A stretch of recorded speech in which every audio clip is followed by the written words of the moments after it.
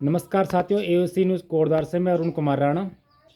आज मैं ऐसे व्यक्ति से आपकी मुलाकात कराने जा रहा हूं, श्री पंडित सुखदेव शास्त्री जी, जो कि एक कंपनी में पहले पीएससीएल इंडिया लिमिटेड कंपनी हुआ करती थी, जहां पे कि इन लोगों ने काफ़ी सारे लोगों ने जो है अपना पैसा इन्वेस्ट किया था।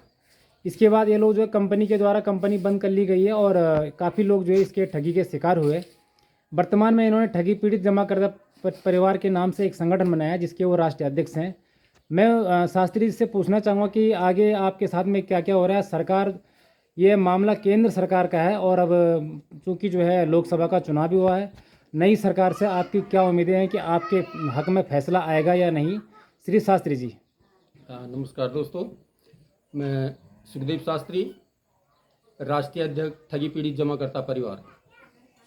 दोस्तों, बता दूं आपको कि अनेक प्रकार की कंपनियां, पीएससीएल हो गया, जेसीए हो गया, सहारा इंडिया है, बाइक बोट है, और आपका आपेश्वर है, खेतेश्वर है, धोकेश्वर है, अनेक प्रकार की इस प्रकार की कंपनियां भारत में जो है चल रही थी, जिनका कि जो है सरकार से किसी न किसी प्रकार से जो है लाइसेंस तो इनका रहा ही होगा, लेकिन लाइसेंस के एवज में संभवतः इन्होंने किसी न किसी प्रकार से जो है गलत तरीके से जो है पैसा ऐंठना प्रारंभ किया, जिसके पश्चात 2014 में मोदी सरकार के आने के पश्चात सरकार ने देखा कि जनता के साथ बहुत बड़ी ठगी हो रही है, और सरकार ने इन पर जो है सारी कंपनियों पर, स्वयं मोदी जी ने घोषणा की थी कि जो है हमने 3 लाख कंपनियों पर जो है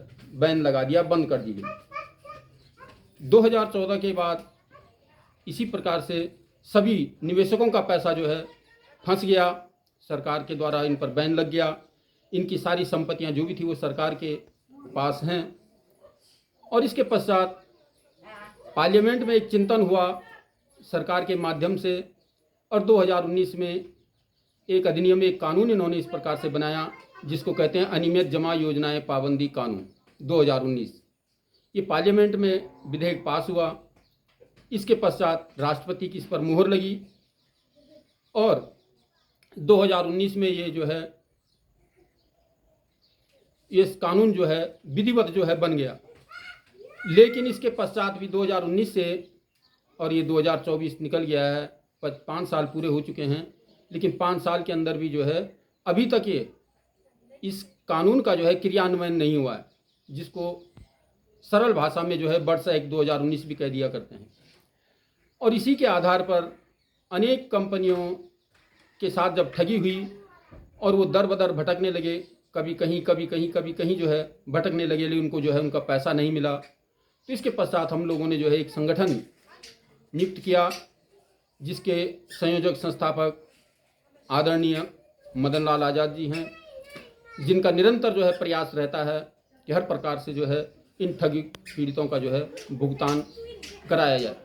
और इसी मांग को लेकर के हम सब लोग जो है एकत्रित हुए हैं, और हमारी यही मांग है कि अनियमित जमा योजनाएं पाबंदी कानून के अंतर्गत जो है सरकार जो है इसको निवेशकों का, सभी जमाकर्ताओं का भुगतान सुनिश्चित करे।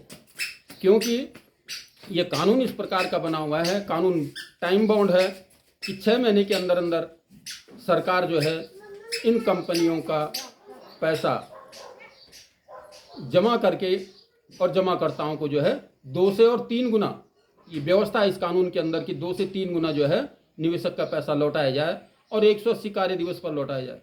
तो इसी मांग को लेकर के हम सरकार के साथ जो है खड़े हैं। पिछली बार से भी हम जो है सरकार के समर्थन में खड़े हुए कि सरकार ने ही ये कानून बनाया, मोदी सरकार ने इसका कानून को बनाया है, और इस कानून के अंतर्गत निवेशकों के हित की बात रखी है। अभी जो है पिछले दिनों में मोदी जी ने ये घोषणा भी की है कि जिसने खाया है उससे निकालूंगा और जिसका खाया है उसको जो है वापस दिलाऊंगा। तो इस प्रकार से हम सरकार के साथ खड़े थे और आगे भी खड़े रहेंगे। अब कल को जो है सरकार का नया जो है गठन प्रारंभ होने जा रहा है, और हमारी फिर यही मांग होगी। इसके अंतर्गत ही 12 जून को हमारा एक जो है राष्ट्रीय स्तर का सम्मेलन जो है टिहरी गढ़वाल में जो है निश्चित किया गया है। 12 जून को जो है हम सब लोग वहाँ पर एकत्रित होंगे। इसके साथ ही इससे पूर्व ही हमारी एक घोषणा है कि जैसे ही कल को नई सरकार बनती है 543 सांसद जो है संसद भवन में पहुंचेंगे तो हमारा संपूर्ण सभी 543 सांसदों को एक मांग पत्र जाएगा कि आप जल्द से जल्द इस कानून को जो है क्रियान्वयन कर हम सभी का भुगतान सुनिश्चित करें, ताकि जनता का सरकार के ऊपर विश्वास बना रहे और सरकार के साथ मिल करके जो हमारी आगे की कार्य योजना है कि ठगमुन बेईमान रहित भारत निर्माण का, राष्ट्र का निर्माण करना, तो हम इस देश को ठगों से मुक्त कराना चाहते हैं। और यही हमारी मांग है। किसी प्रकार का भी कोई कहीं पर भी कोई ठगी होगी तो ये संगठन हर समय उस ठगी व्यक्ति के साथ खड़ा रहेगा और किसी प्रकार से भी भारत में जो है अब आगे को जो है किसी प्रकार की ठगी नहीं होने दी जाएगी। तो यही हमारी मांग है। और इसके आगे भी जो है जैसे ही कल को सरकार बनती है तो इसके पश्चात देखते हैं सरकार किस प्रकार का निर्णय लेती है। जल्दी से जल्दी अगर निर्णय लेती है तो ठीक है, नहीं तो हमारे पास फिर एक आंदोलन का मार्ग भी है जिसके आधार पर हम चल रहे हैं। और वो आंदोलन होगा जो है जिसको बोलते हैं